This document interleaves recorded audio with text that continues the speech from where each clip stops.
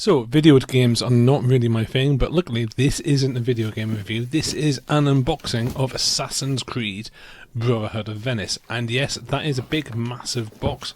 It is very heavy, it is very large, and I think all you can see right now is the fact that it's in English. There we go, Assassin's Creed Brotherhood of Venice. This console that it runs on is your brain. It is a board game, and the box itself is A, very heavy, B, very pretty, C, quite expensive, but they have crammed absolutely loads of stuff into this. This is a game from Triton Noir. You might be familiar with their other game, which was until very recently called V-COMMANDOS. It is now called V-SABOTAGE because someone complained about the name for some reason. Goodness knows why. It's not like commando isn't a really common word or anything, but V-Commando, V-Sabotage is a game where you stealth, you play French resistance.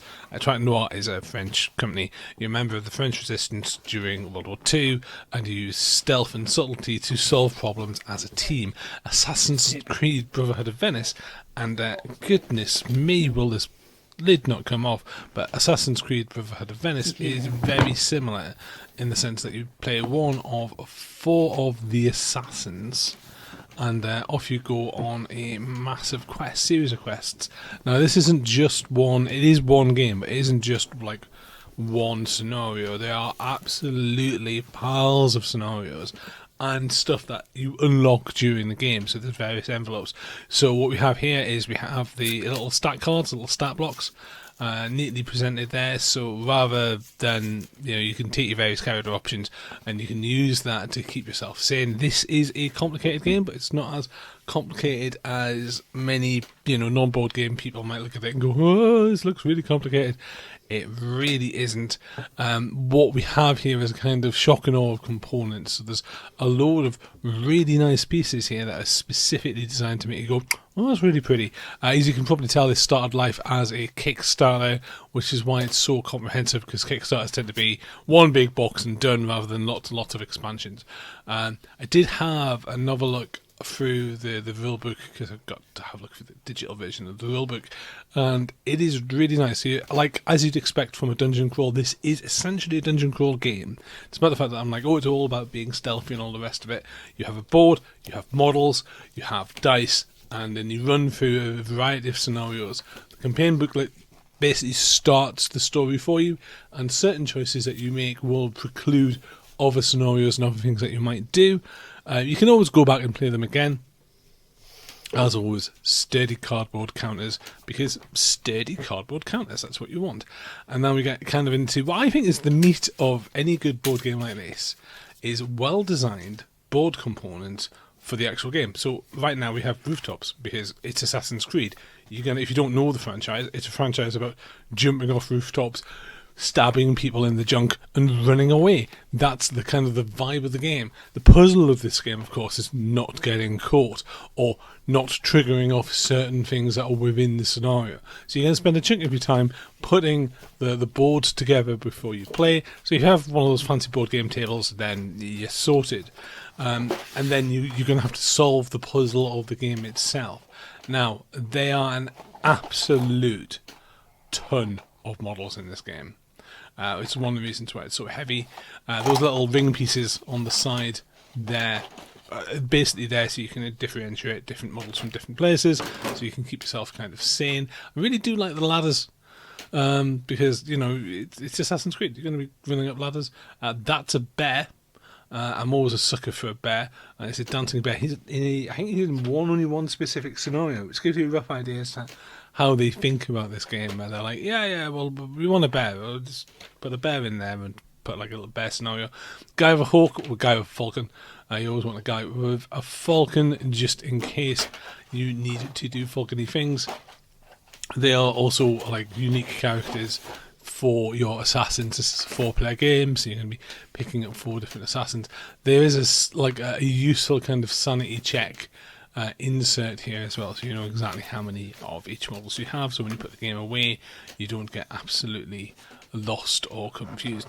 The thing that you see sliding there, by the way, is just the little sachet to make sure that the game doesn't get too wet.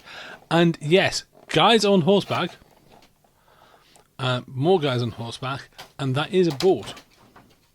That is indeed a boat that you use, because obviously the game is set in Venice, so you know that place is partially sunken. You have a boat to get onto. It's a nice kind of little catamaran-y kind of punty thing, and it plays a part in I think more than one scenario. It's kind of like you kind of almost season ender, level ender, but it gets even more interesting as we go along. I'll show you some more models in the model. I'm just going to show you these envelopes, which essentially are stop! Wait before opening this envelope. And the idea, of course, is there's a number in the corner. The scenario says, open this envelope. Oh no, everyone's heads are made of spam. Or words to that effect. You know, you are betrayed. A cutscene occurs. And that is not a flying saucer. It is, in fact, a Leonardo da Vinci style tank. If you've played Assassin's Creed or you know anything about that kind of the genre, you've got a rough idea what we're talking about here. Leonardo da Vinci's tank. And yes, that's a griffin statue, because why wouldn't you have a griffin statue? And that's a mysterious box, which I told the Triton Noir I would not open on the unboxing, so I won't. But there are a bunch of components that are essentially hidden from sight. Those are dice, they're custom dice, because you know it's easier than looking at a table. If you just divide your dice into these symbols mean this, those symbols mean t'other, add those symbols together and you get these. That's an easier way of doing it than roll dice on the table, try and figure out what's going on. There is something underneath the box. I'm not going to show you what that is, but again, it's more stuff that's hidden and it's in boxes. The idea behind this sort of game is that there is a process of discovery, choices that you make. So there'll be a thing where it's like, when you're doing this, open this envelope, and the envelope might say, open box number 3. You open box number 3, and it's got an ally, an enemy, a fight, a scenario, treasure, something in there that expands the story of the game.